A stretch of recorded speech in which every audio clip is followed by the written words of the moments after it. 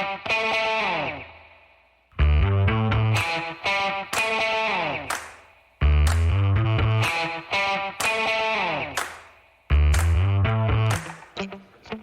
folks. Welcome to another episode of Film Study. This is Ken McCusick. We're back for part 2 of our discussion of the offense, and joining me is my co-host from Matchups on the pregame preview, and that's Frazier Tafar. Frazier, how you doing? Doing good, Ken. Excited to be back for part 2 and looking to dive in more depth into our offensive players. All right. Well, sounds good. We'll get to some individual skill position performances. We'll talk MVPs. We have a little bit of mailbag if we have time for that. But as always, we start with the offensive line. Yeah. So this week I do want to go from left to right, and let's start with Stanley and what you thought about his performance this week. Yeah, so Ronnie's obviously continued the very difficult season he's had. He didn't actually allow a sack in this game, which I think was something that we can take as a positive from this game. But 5.5 pressures, most of those were to Mac, not all of them. I think one of them was not. He still has a pretty good mirror, and he is setting up very quickly in terms of getting off the line of scrimmage. You can tell there's cadence he's working with rather than trying to wait for the snap and see it. As he might against lesser pass rushers, but facing Mac for a lot of this game, Khalil gave him a tremendous amount of trouble, and he needed that extra jump to get off the line of scrimmage. Yeah, and just looking at his technique, I think as a former offensive lineman, at the peak of Ronnie's career, especially in 2019, he was someone who pass set and was able to catch and anchor well.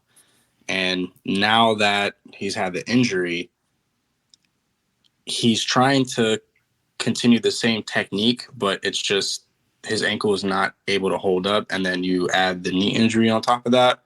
It just doesn't make a good formula for success.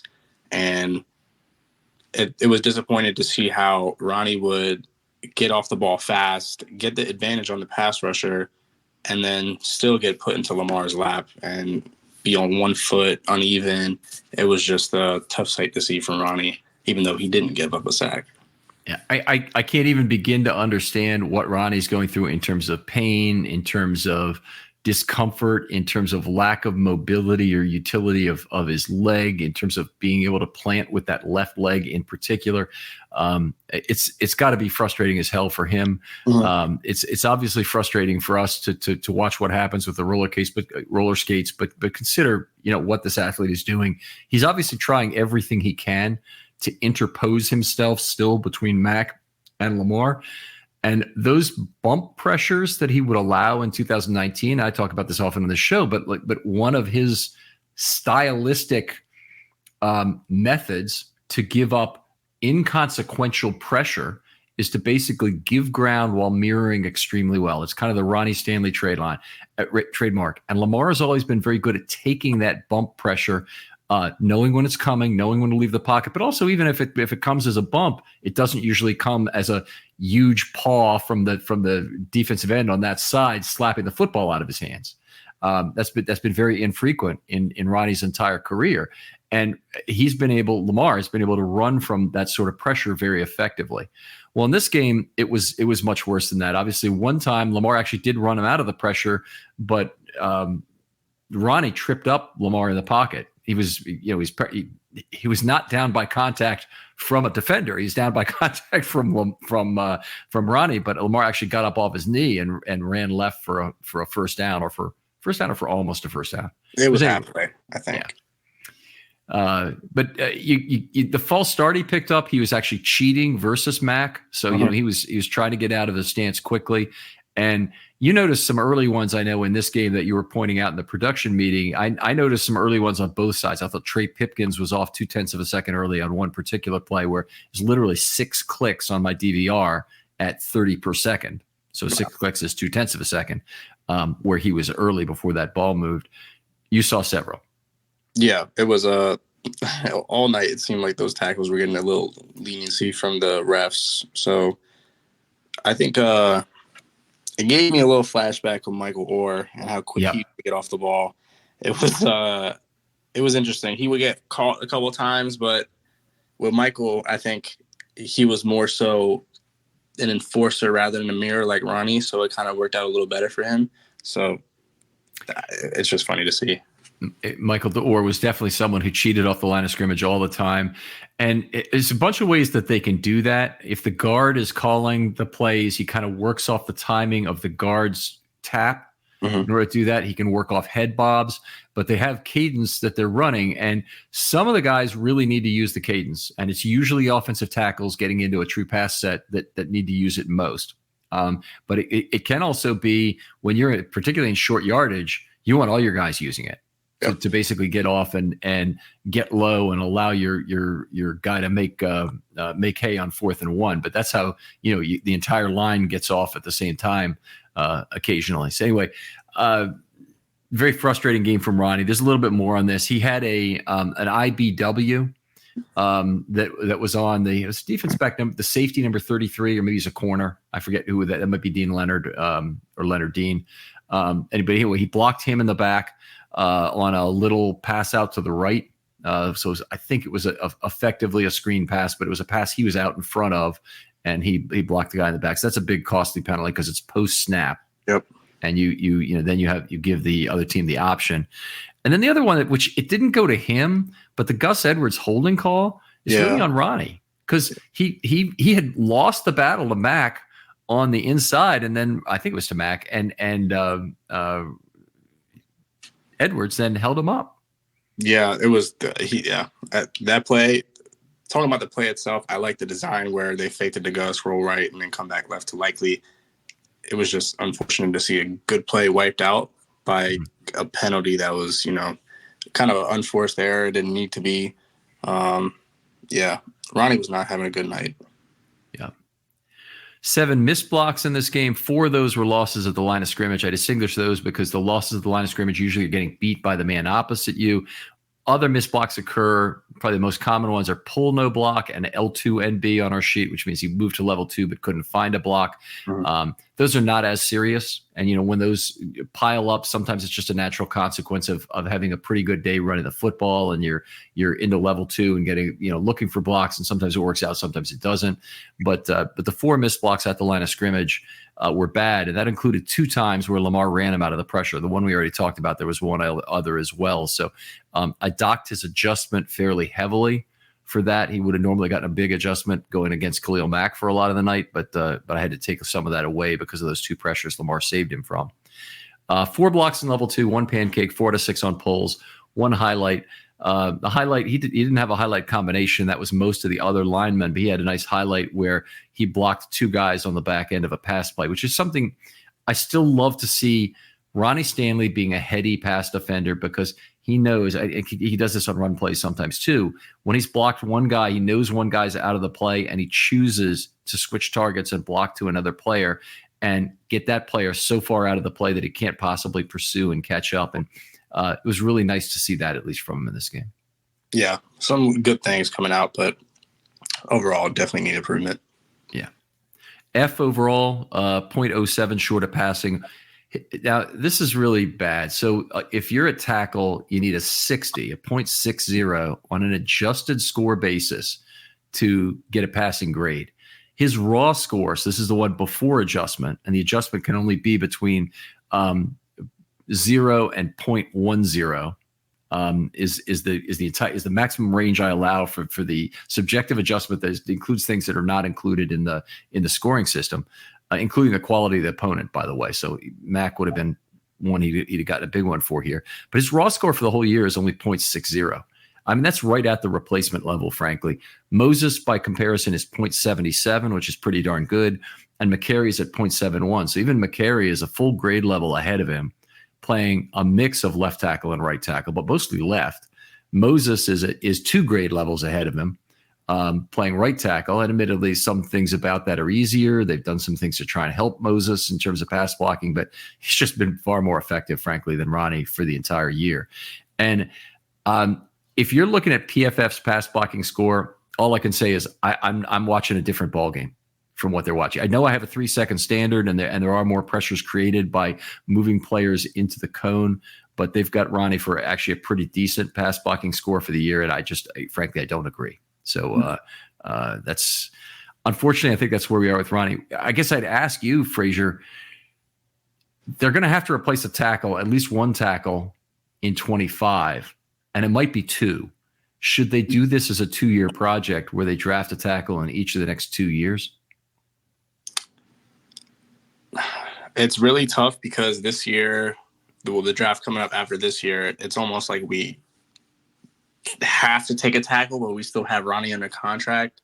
So I'm saying in the first 2 premium rounds, but we could get maybe a developmental tackle in the 4th or the 3rd round, potentially coming up in this draft. And the big thing for us is that the draft picks that we had in the past 3 years with Sala and Falele, these guys need to pan out, I think, especially Falele, because he has the size. He has the size. I think that's what he has right now. It's the size and yeah, he has the size. That's all it is. Because I mean, we talked about it in previous shows. He doesn't have that fire that you need to be an offensive lineman, and he needs to work on that if he wants to continue to be in this league. And we need him to be that guy. By the way, you're absolutely right. And there wasn't much to add to that. And I busted your chops a little bit here, but that was very funny and very well delivered there. But I agree. It would be an enormous windfall at this point, I think, if Falele developed into a serviceable player next year. And any later than that, and I can't really justify the 4th round draft pick. If you get 1 year out of a tackle in year 4, I mean, the Ravens have gotten that from, players like Ryan Jensen and some other players further down the line. And it's really not all. It's at offensive tackle. You need somebody who can start by the 2nd year, and Falele clearly is not there. And I don't know how many years he's going to have to play football to get enough reps in to learn how to strike his opponent in a way that really makes good use of his size. But he's got to do something. He really needs to spend this offseason at an offensive line camp learning how to do that well, or maybe with one-on-one work with a former tackle. Yeah, I think that would be beneficial for him because I think he would be the best for the right tackle position if Moses doesn't come back. And the project needs to be on the left side, the left tackle. I think we potentially take the one this year in the 3rd, 4th round and he has a chance to learn under Ronnie and get his feet wet and do well. And then I don't know how. Obviously, we would have cap saving if we were to let go of Ronnie coming up next season. But if we were to hold on one more season, the cap savings would be even more. So it's going to be interesting to see how it plays out this whole season, especially if Ronnie continues to play on this crappy projection he's been going. But so now let's go over to John Simpson. I think he has continued to struggle this year. This game has been no different. What did you see from him this week? An unspectacular game. I think that's fair, but it hasn't all been bad from John Simpson when he's been avoiding penalties. This is a game where he again avoided penalties. He did have 4 negative events in the game. Half a penetration that's on a run play allowed somebody in the backfield that contributed to a loss on a run play. 1.5 pressures and a third of a quarterback hit. It's not great, but there's worse games that can occur from guard. I think one of the things I'm seeing that I liked from Simpson, aside from the no penalties, which is absolutely critical, he's got to reduce penalties, and so far he has not been able to do it. I thought that was something the Ravens would be able to coach out of him, but it really hasn't worked out so far. He is the other thing he needs to do is play with better balance. He's extremely vulnerable to the push-pull move, and you said you played guard in high school. Describe what that's like when you get out over your feet a little bit, and the defensive lineman can kind of encourage you to do so by kind of pushing at you initially and then pull you down. It's probably the most embarrassing thing because you have your one-on-one battle in front of you all game, and it's a chess match in between you and the D tackle, and making sure that you can't give the same look all the time as a guard. And I think that is what is happening with John Simpson. I think people are predicting his steps, almost like when you look at back in the preseason when Jalen Carter exposed Cleveland. I think he already kind of saw that Cleveland was in a robotic pass set, and he just took advantage of it, and he hit him with the inside and to go back outside move. So Simpson is vulnerable to that because he's not being creative with what he's doing. He's just a replacement guard. I think top level players are able to have different intricacies in their game to throw off their defensive matchup. So much has been made on PFF and whatnot about the Ravens having one of the better offensive lines in the league. And yet now we're talking about replacing 2 tackles over the next 2 years. There's no doubt in my mind Moses is playing for the Ravens next year. There is doubt in my mind that Ronnie Stanley will be back, and it's not entirely the Ravens' decision. It's a 2-way option this year. The Ravens might decide they don't want him. Stanley may decide he wants to retire. Yeah. And I'm looking at this, and I can't imagine what he's going through as an athlete here. And I don't. If I were him and I was playing like this, after playing like I had the whole rest of my career, I would just be incredibly frustrated with the game of football. And I'd want to try and come back for my teammates. I certainly would want to try and get them a ring this year and get myself a ring for that matter. But I also wouldn't want to steal the money from the team for the remainder of the contract. And he's already, a lot of that's in guaranteed bonuses and whatnot, where he's already gotten paid for it. But yeah. I'm sure he wants to do right by the team and his teammates. But on the other hand, this game has taken a lot out of him clearly, and he's not the player he once was. Yeah, and it's disappointing. I mean, I hate to dunk on Ronnie, but we had so high expectations, and I think we're fools to have those kind of expectations with the kind of injury he had against that Pittsburgh game where TJ Watt just seamlessly doesn't care about anybody.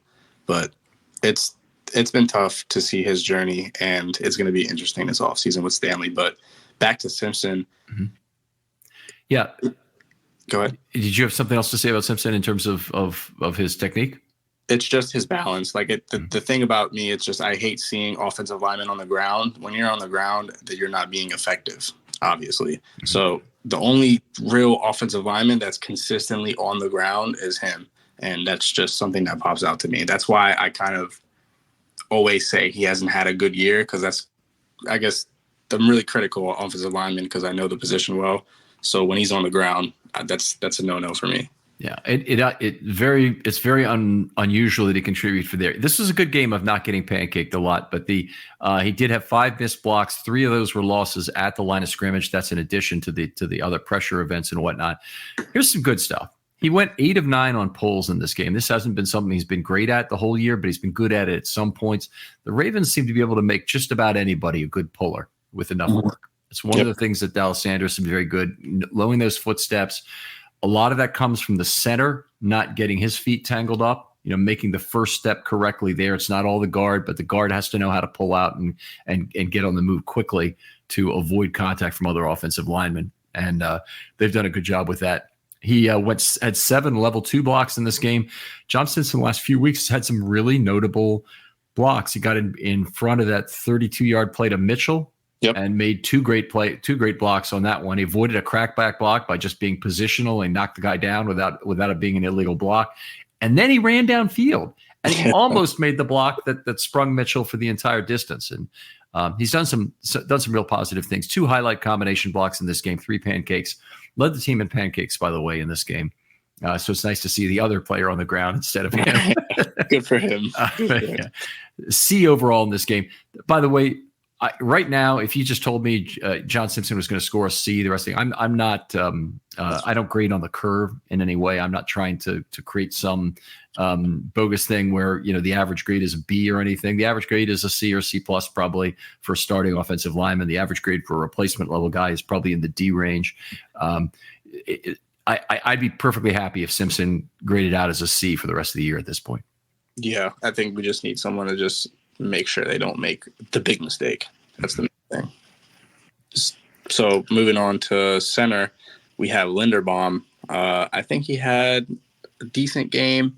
The one notable pressure that he gave up was on the Chargers' only 3-man rush, where they rushed 3 and spied 2 in the first quarter on the first drive.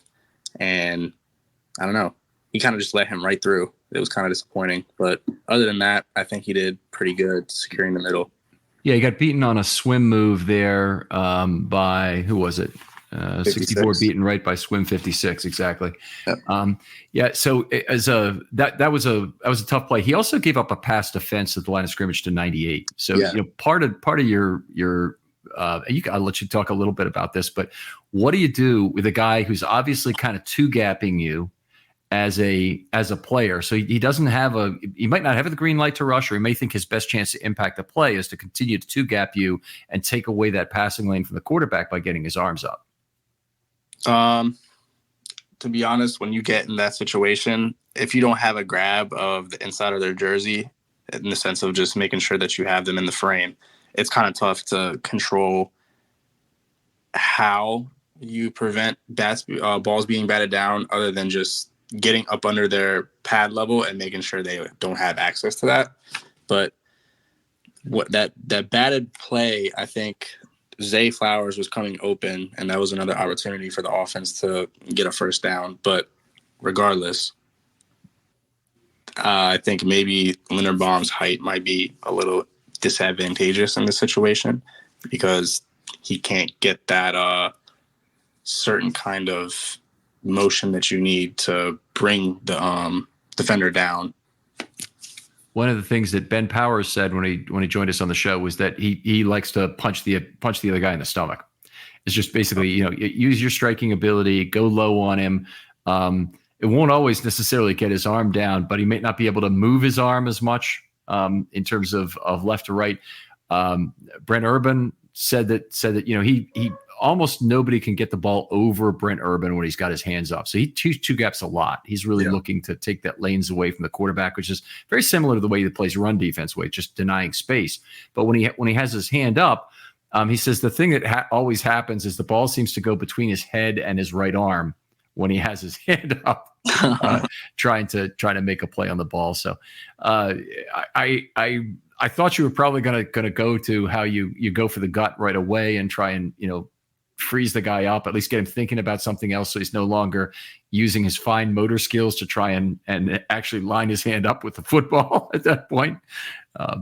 But that was it is a play that is charged to him. He got 2/3 of the quarterback hit as well, and I have to go back to when exactly that was. PD 98 was there, -2 there. It was on the second drive of the game. The quarterback hit by 93. He got beaten straight up, pretty much bulled for the quarterback hit. He did share a piece of that with Simpson, who helped phone booth the pocket for him. But it was mostly Linderbaum. It was very close between a -3 and a 0 versus a -2 and a -1, and I made it a -2 and a -1 on the play in terms of how that played out. So tough game for Linderbaum, because he'd been playing pretty well as a pass blocker. It's been the big improvement. One of the biggest improvements on the Ravens all year has been Linderbaum's pass blocking, but this was not a good game. He had a lot of trouble. And there are some bigger players, most notably Aaron Donald, coming up over the next few weeks. The San Francisco guys come to mind as well as being players that will potentially give Linderbaum some problems with size. I think Aaron Donald has a pick of the litter coming up against the Ravens. I think he's gonna be all over the place. I think everyone's gonna get a chance at Donald coming up. Yeah. So Linderbaum had a fantastic game otherwise. So other than those 3 pressure events we just talked about, and one missed block only. It was a loss at the line of scrimmage where he allowed a penetration on a run play. Otherwise, he's perfect as a run blocker the way I scored it. 10 level 2 blocks. 3 out of 3 on pulls, no pancakes, but 6 highlight combination blocks. I can't tell you how rare it is that somebody gets 6 highlights in a game. It might be and I know no one's had 7 the whole year. So it's either the only guy who's had 6 or he's one of 2 guys who's had 6 this year. It's just exceptionally rare that you have enough run plays and enough opportunities to climb during one game where he pins somebody for the next lineman, the lineman next to him, and then he gets to level 2 and makes a block. And doing a real good job of maintaining those level 2 blocks to the point they need to be for effectiveness. He still is not really a finisher. He's much more of a positional level 2 blocker. And I know people are going to say, well, I see this play and I see this play. I'm going to tell you, a hits per at bat, he's much more of a positional blocker than he is really a finisher, even in level 2. Yes, I think Linderbaum had a very good game at the run blocking. Like you said, a little bit of pass issues, but overall, I think he played well. Moving on to Zeitler. Well, B for Linderbaum for the game, just so we get the grade in there before the end. So he actually, I'm not looking at his grade right now, so I don't want to make a statement that's wrong. But Linderbaum, it's nice to see him back with a fairly high grade. I'll go to it for just a second. So he's had a good run of games basically since week 8, A-, C+, then an F against Cleveland in a game where he really had some troubles with 2.5 pressures and a penetration, and then an A against Cincinnati. Came back strong, and then this B against the Chargers. So he's been on a pretty good run. In his overall season, he certainly has been up there with Zeitler, I think just a step behind in terms of being the Ravens' best offensive lineman. Yeah, encouraging to see from a second-year player, big time. And moving on to Zeitler, I do think he had a good game. What did you think? So he's had incredibly, he's had 5 straight games before this where he scored at least an A-. So he got a B in this game, which was his worst game since the Tennessee game where he really had a lot of problems with 3.5 pressures allowed. But he 7 fine games in the last 8 now. That's an incredible heater. He had played terribly to start the year with 3 really bad games. I was worried, his father time caught up with him. Thank goodness we didn't re-sign him to an extension or whatnot. Now I think he's going to get a pretty good extension somewhere. He's played well enough that somebody's probably wants Zeitler for 3 more years coming off of this deal with the Ravens. I don't think the Ravens will have the money to pay him, but I think somebody will. Obviously creates a problem when you have Simpson and Zeitler potentially both free agents who will need to be replaced next year. That not only are you looking at how do I get a 2-year plan to get out of both tackles, but how do I get a 1-year plan to get out of both guards? Is a really big question. And I think actually they may re-sign Simpson and bring him back. I think it'd be a great depth signing. I think it could work out as the starter. So, I think he remains an option. I think it's actually it's going to be much more difficult for them to find the money to re-sign Zeitler given where they are cap-wise. Yeah. And I think that's why they ended up getting Voorhees in the seventh round at the back door. So I think they might definitely have a contingency in plan. We are wagering so heavily on that being the case, but don't even kid yourself that that's not begging for a Yo Levin here at the craps table. We are seriously hoping for something that does not have a really great chance to work out in 2024 specifically. Yeah, Voorhees is. I know he's been working out. He's been in the building. He's been lifting weights and whatnot. It's not the same as working with Joe D. I'm sure he's been in the classroom some to do some things. I don't know if there's limitations on that. I assume not for injured players.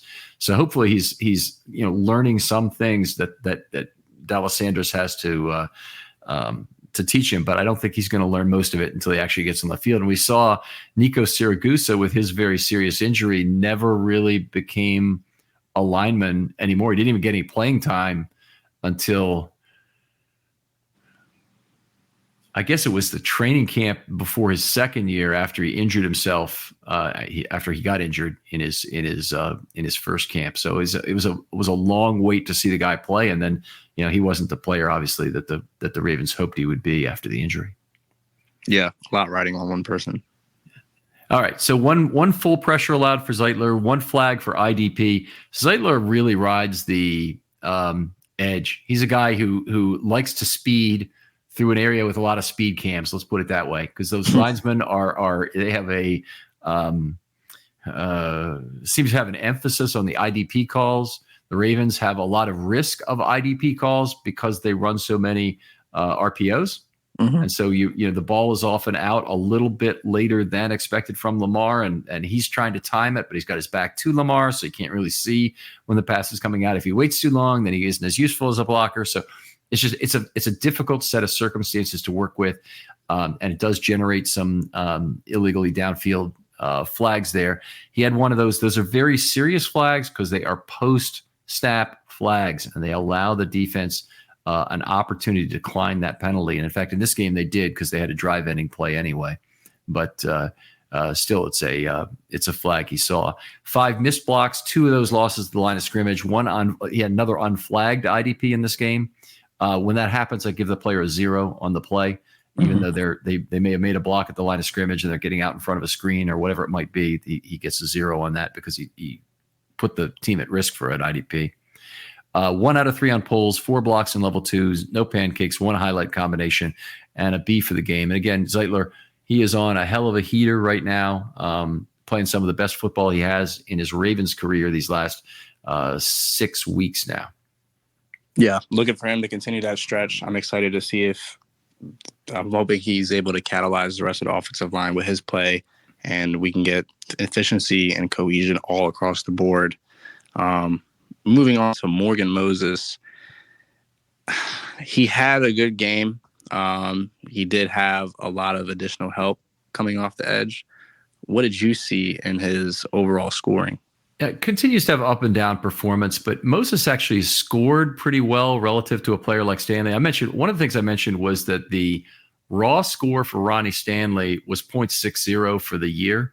I mean, Moses's low score for the entire year was in week 1. He scored 0.59, and that was his raw score. And then there was an adjustment above that.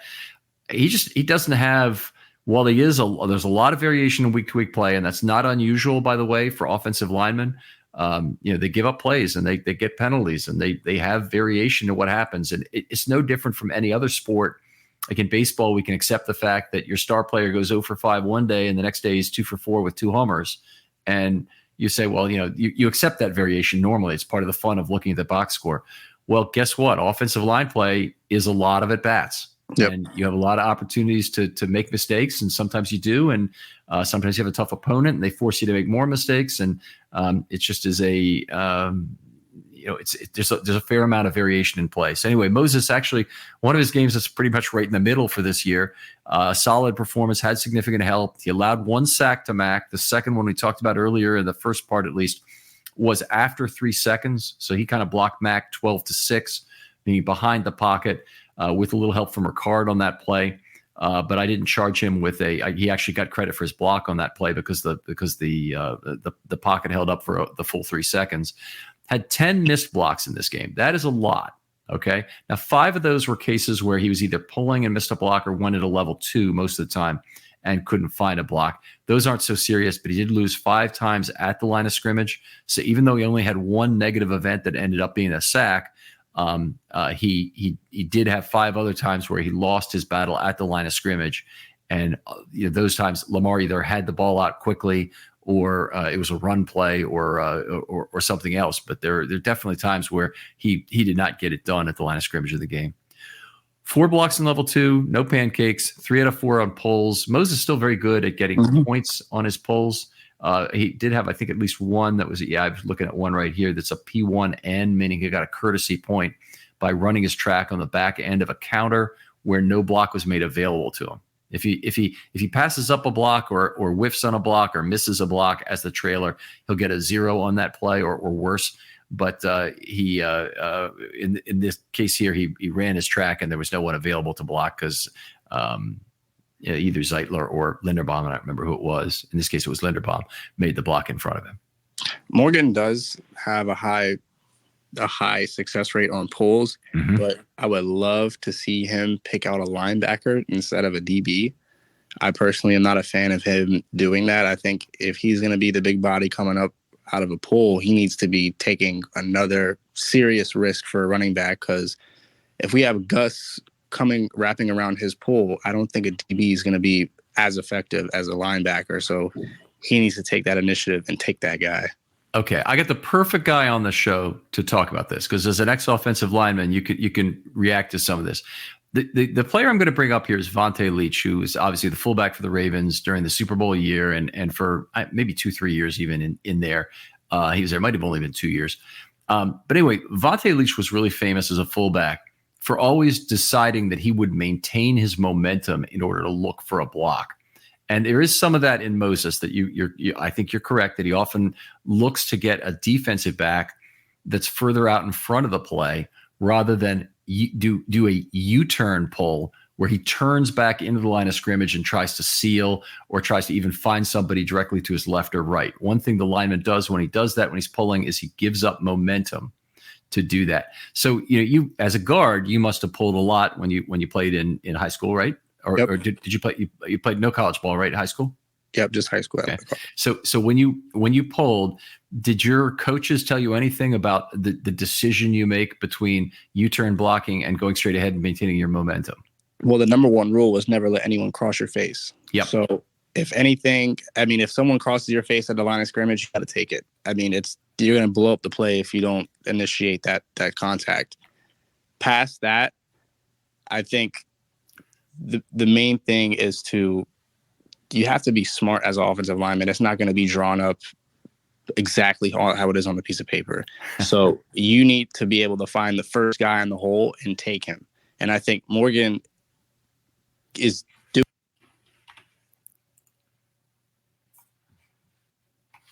Oh, I think we've lost him for a second. He'll be back. Frazier, you there?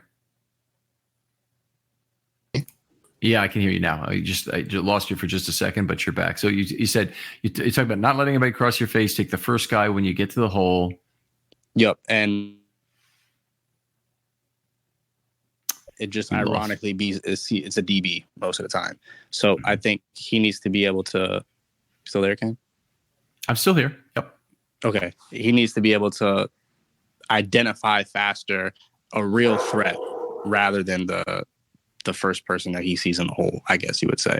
Because Vontae Leach is someone who's going to look for contact, and I'm pretty sure he's not looking for a DB on contact. He's looking for a linebacker or a lineman.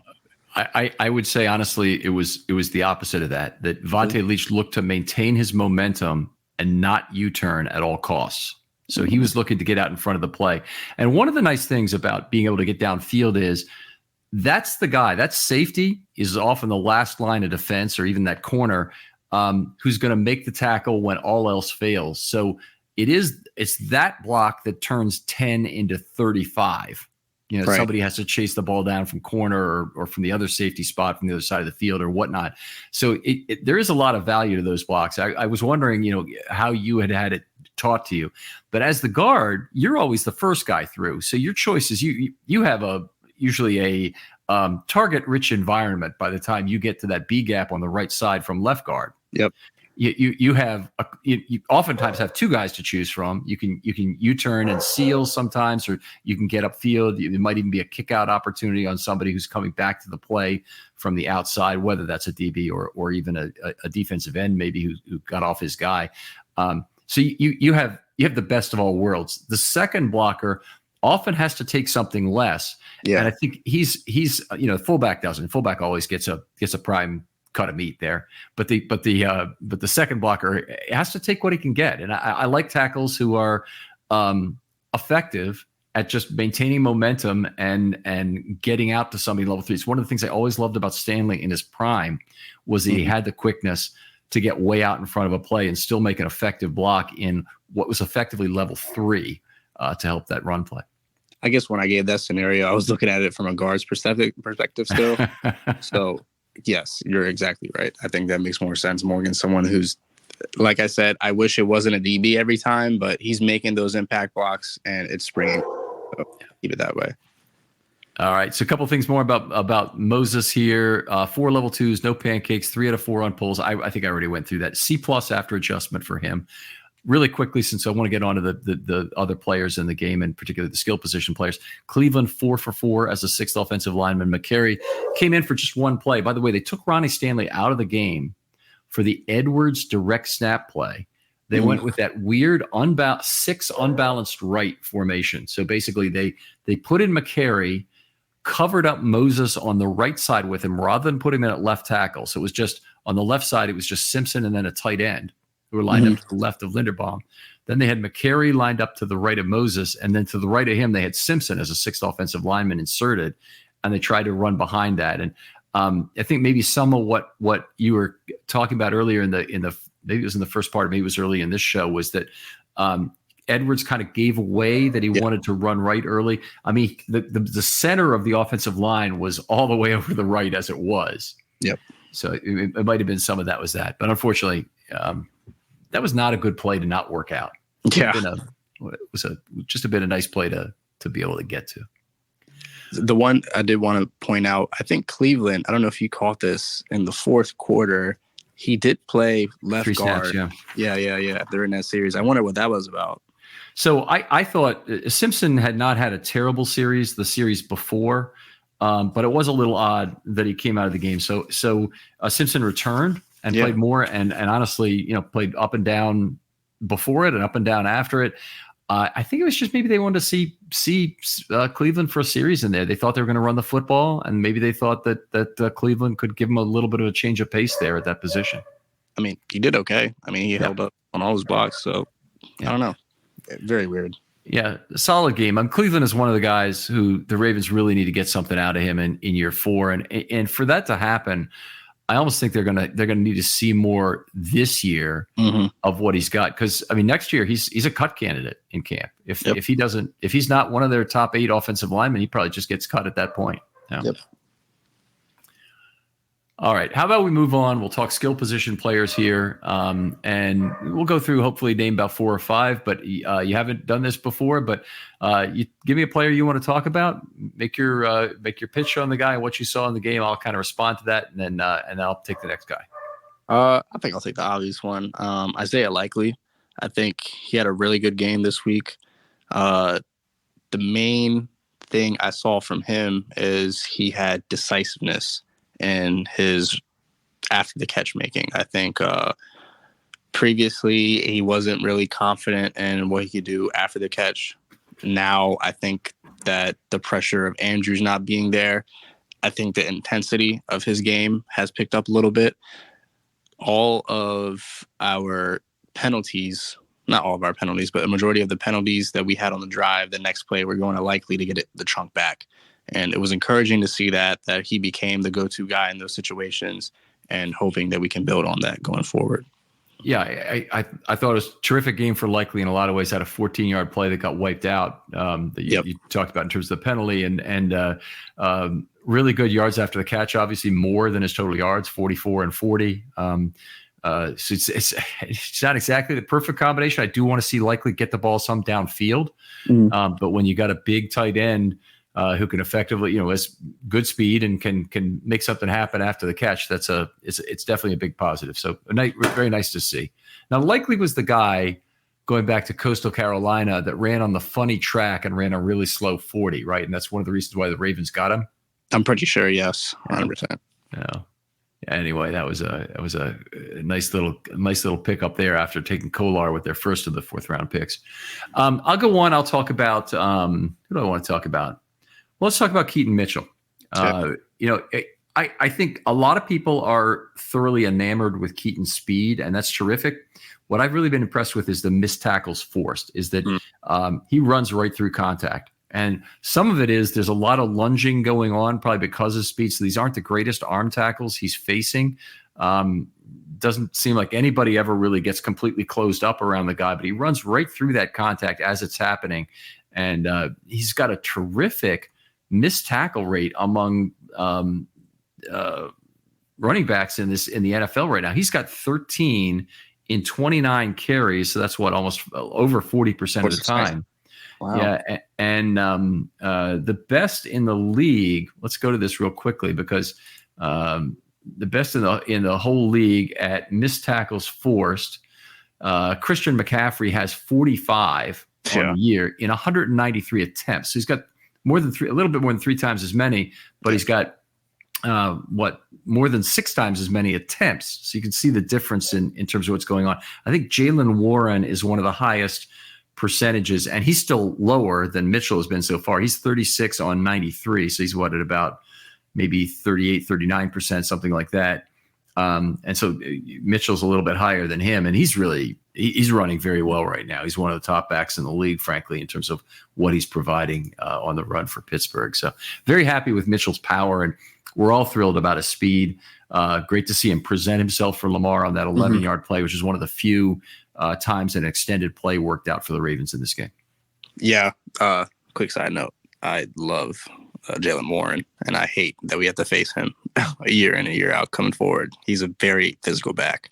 But going back to Mitchell, the one thing that I would say that he's going to get better with as time moves on is the vision. I know I brought it up earlier.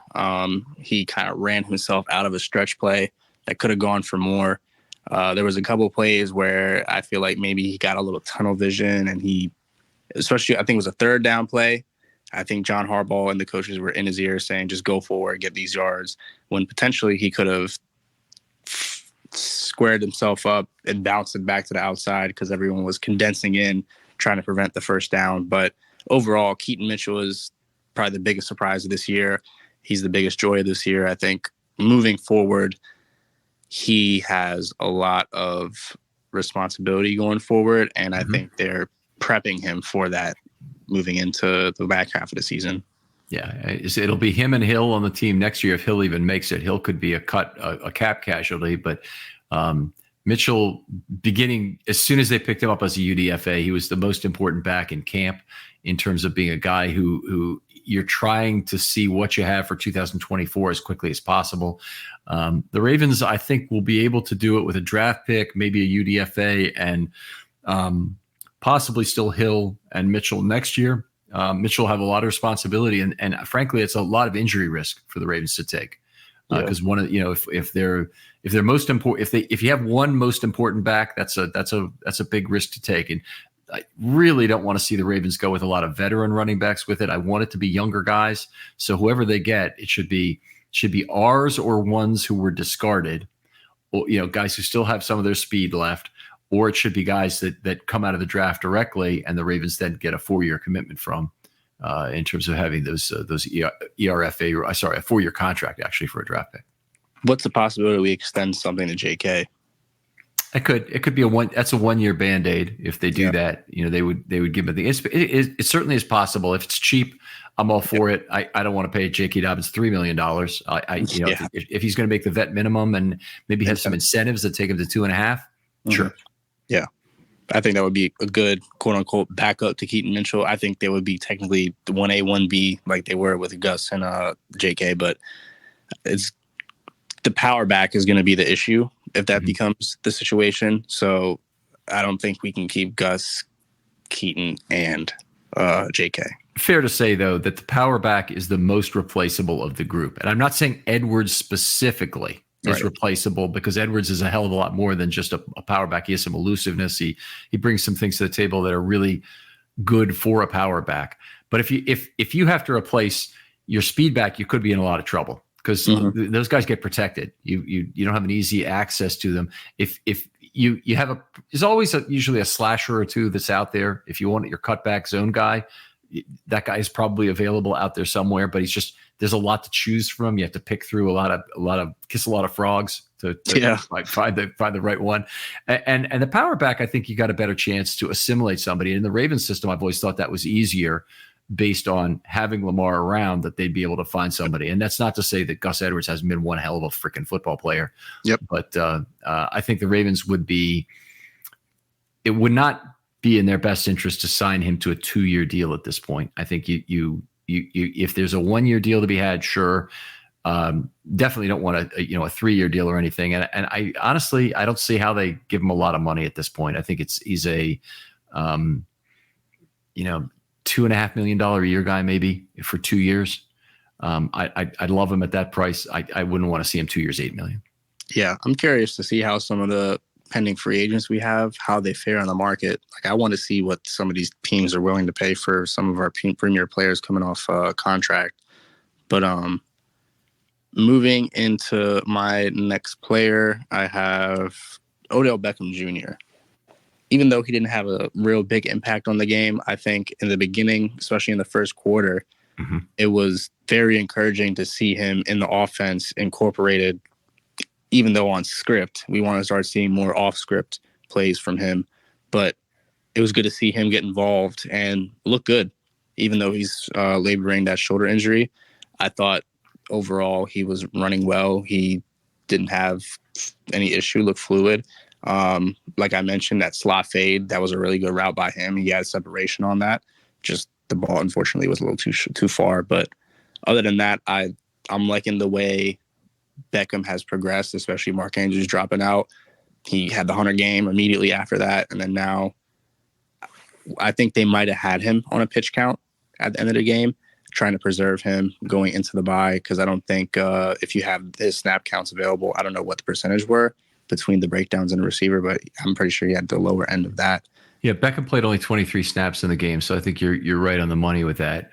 They did a good job of spreading him out, but they've done a better job in the past. Flowers 67, Bateman 57, Aguilar 29, Beckham 23. So I think you're right on the pitch count that even though he got 5 targets in the game, they were trying to limit him. Yeah, and I think they're doing the right thing because we need Odell for the big time games. We're not in the business of using our horses when we don't need them. I don't even know if he was on the field for that celebration play, but I wish he hadn't done it. I wish he'd just kind of gone over to Flowers, put his arm around him, and say, "Hey, rookie, this is a time you gotta take a kneel. I know you wanted that touchdown and whatnot, but we can't do the celebration under these circumstances," kind of thing. Yeah, a lot of fans say that they're glad he scored, but in all reality, I was thinking maybe that wasn't the best thing when he did that. It was a guaranteed run out in 3 plays because the Chargers would have had to take their last timeout before first down. Then it's kneel, runs out the clock. And then you go back on the field, you put your defense at risk for 5 more plays. You always want to reduce contested plays, period. I mean, a game that you've won, treat it like a preseason game at the end. Get the damn thing over with. Yep. So you could see the frustration. And obviously the Ravens are a good organization at masking their internal frustrations well to the outside world. Yep. But if you watch how NBC presented that as well as they did, 100%. Garrett, being ex-head coach, was pissed off in real time that he didn't take a knee. He didn't exactly say it that way, but he thought it was a stupid play.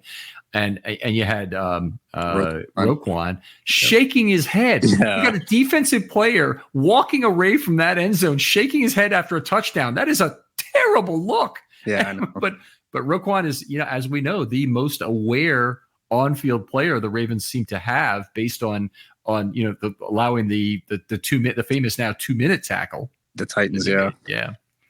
So just it was one of those plays, but I'll tell you that Beckham, I think the fact that they're going back to him on the slant and finding a strength for him, that should pay dividends. He's gotten free on several of those plays, and particularly when they have some misdirection paired up with that slant, that often creates an opportunity for a bigger play. And I agree with you that I think some of the speed looks like it's back, which is nice. And he's going to need to make some big plays for the Ravens down the stretch. And I don't have unreasonable expectations. I'm not looking for 75 yards a game from Beckham for the rest of the season, but I sure would love to get 40 yards a game out of him if that could be done. That's a 680-yard pace. It's above what above what the line was in terms of an over-under on him for the whole year. It's certainly way above what I would have expected. So if there's a way he could get 40 yards a game for the rest of the season, I'd be pretty excited about that. Yeah, that'd be great. I think to your point about him springing open on those slant plays, I think the design was crucial to him getting open.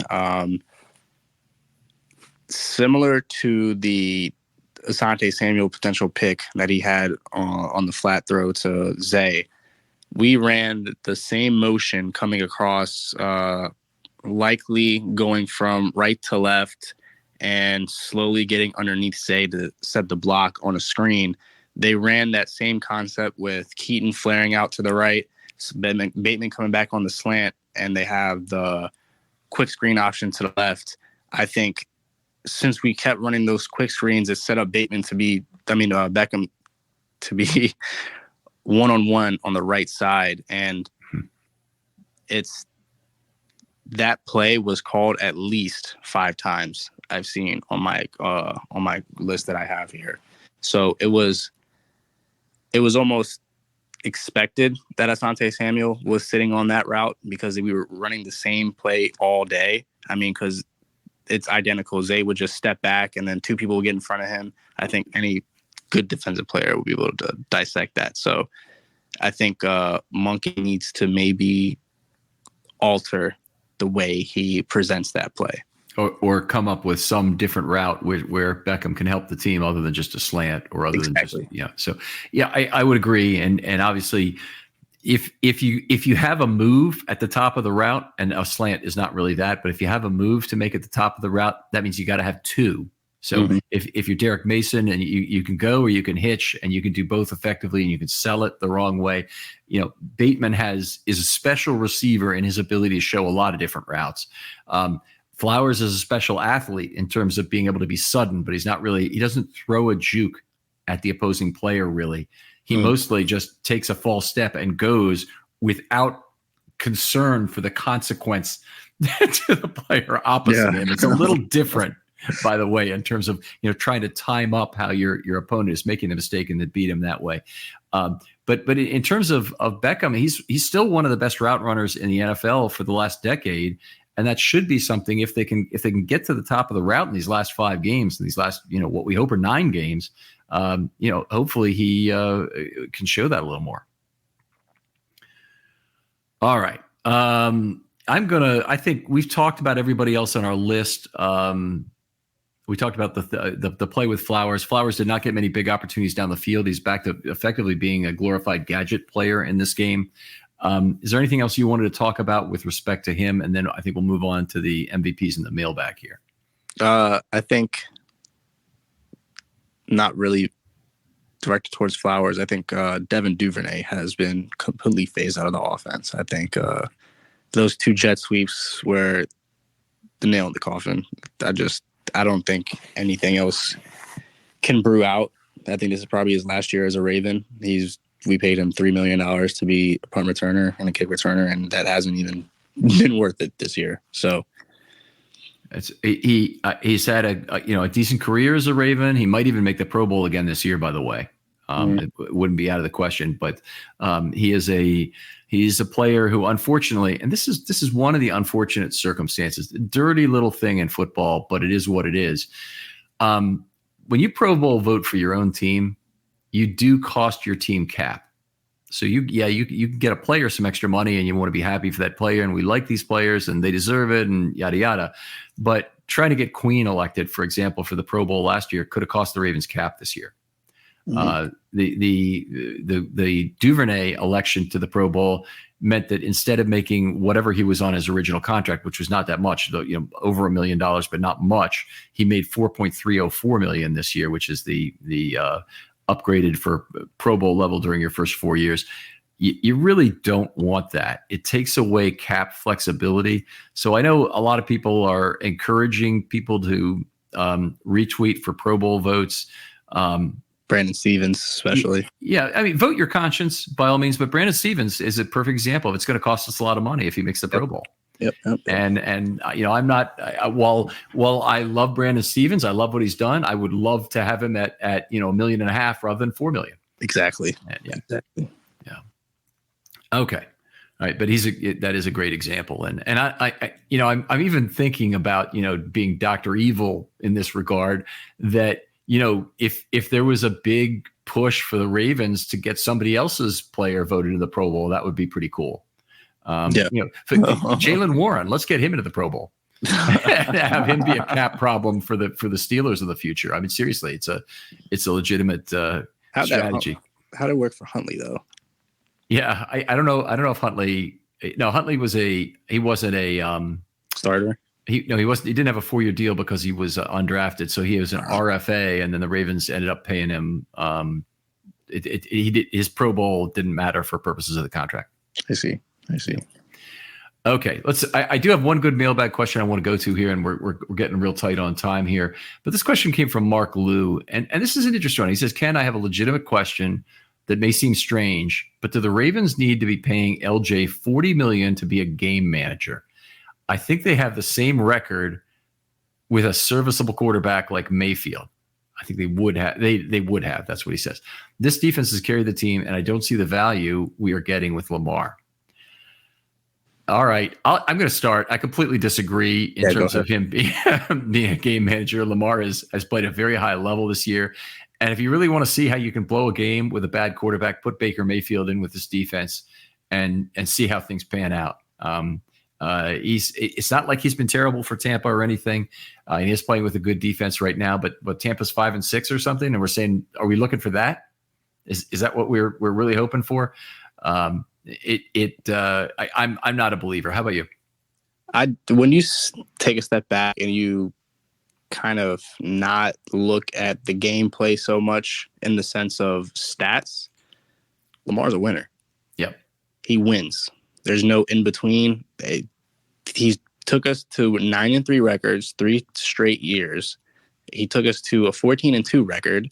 He saved us out of hell when Joe Flacco was hurt. I mean, what else do you want from the guy? And you go the other direction. We've seen what Tyler Huntley has done when he's been in there. And while Tyler Huntley has battled valiantly, came pretty close in the playoff game, Tyler Huntley has not won ball games. Josh Johnson, in a couple starts he's got, has not won ball games.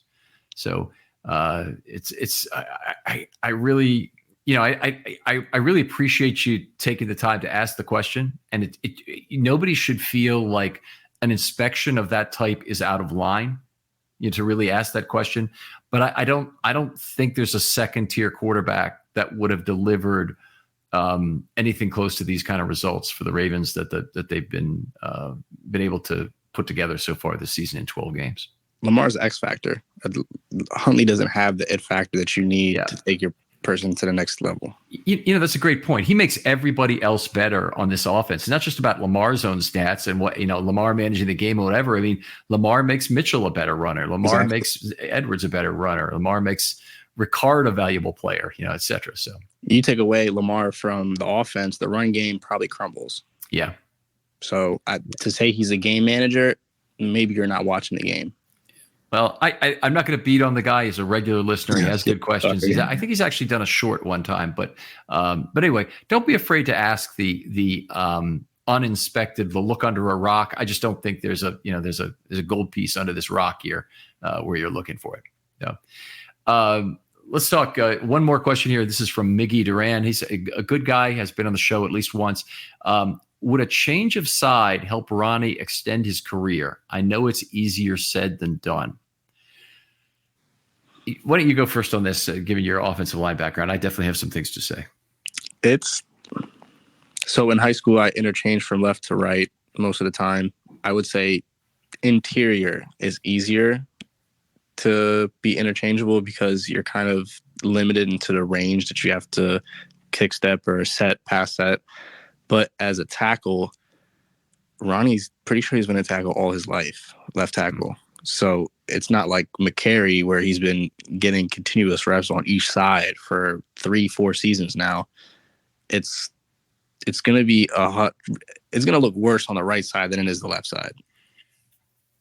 I'll add something to this. I think that not only would I not be sure it would work in terms of dominant arm and all the things, his usual stance and his footwork and how that would have to change and whatnot.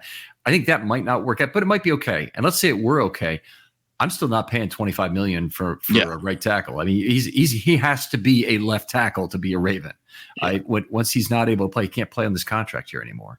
So they'd have to let him go. So anyway, I suspect the next move from left tackle for Ronnie is to a nice send off from the Ravens, probably a one-day contract at some point if he goes to play for another team. I'm sure he'll be brought back and be highly thought of for what he's done for this franchise. But unfortunately, that nasty ass injury really derailed what looked to be at least a Ring of Honor career, and that is just sad as hell. TJ Watt is definitely on my most hated list. Not Fair even enough. Overall, I don't like the guy. All right, let's do the MVPs here real quickly because I gotta get going here. So we'll go 3-1. Who's your number 3 guy? 3, I have Flowers.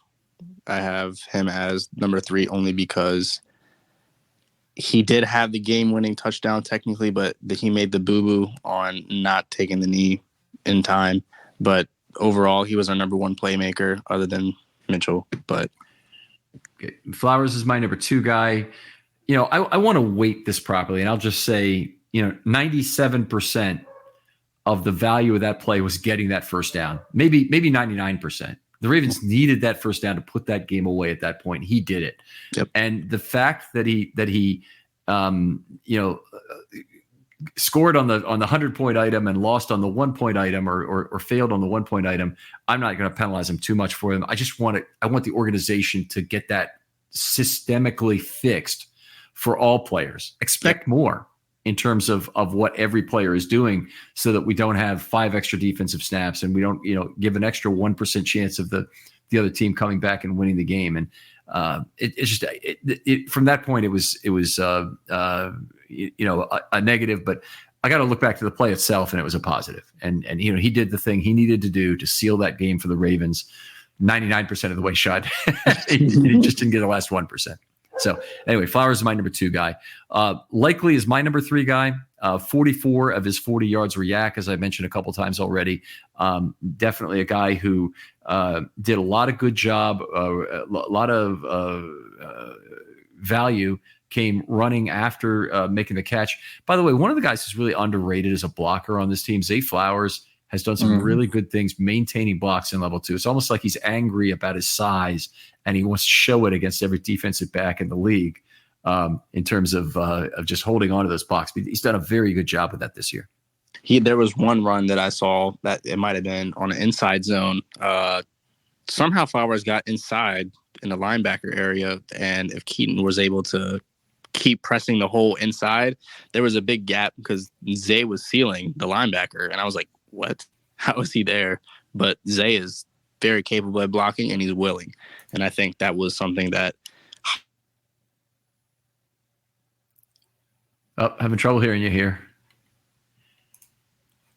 All right. Anyway, we'll move on. You're number 2 guy. Are you there, Frazier? Yeah, I'm here. I had Isaiah Likely as number 2. Okay. Because of the impact that he had in the beginning of the game, the big plays he made, and the yak. And then on top of that, to not fold under pressure like he's done in the past, especially last year after he had those high expectations and he kind of wet the bed in the beginning of the year and then came on strong. Being able to immediately make an impact right after your top guy leaves, it was big time for me. And since Flowers was my number 2 guy, so we swapped the 2-3 guys, and your number 1 guy, I'm assuming I know who it is. Keaton Mitchell. I think he's continuing to be the story of the season, showing that not just this year, but next year we have our running back position in good hands.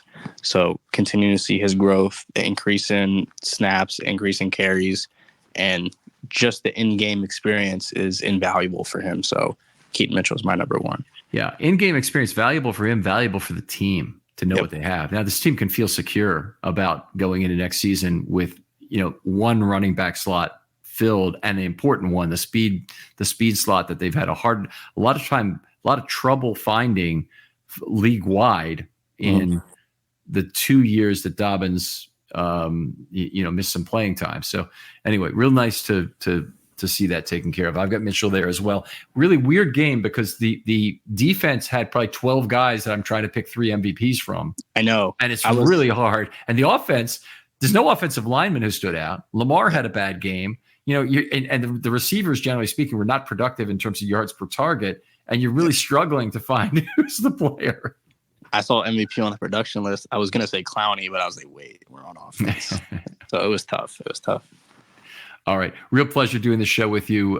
We'll make sure we get you back on air, Frazier, but this was a lot of fun. Tell folks where they can talk football with you online.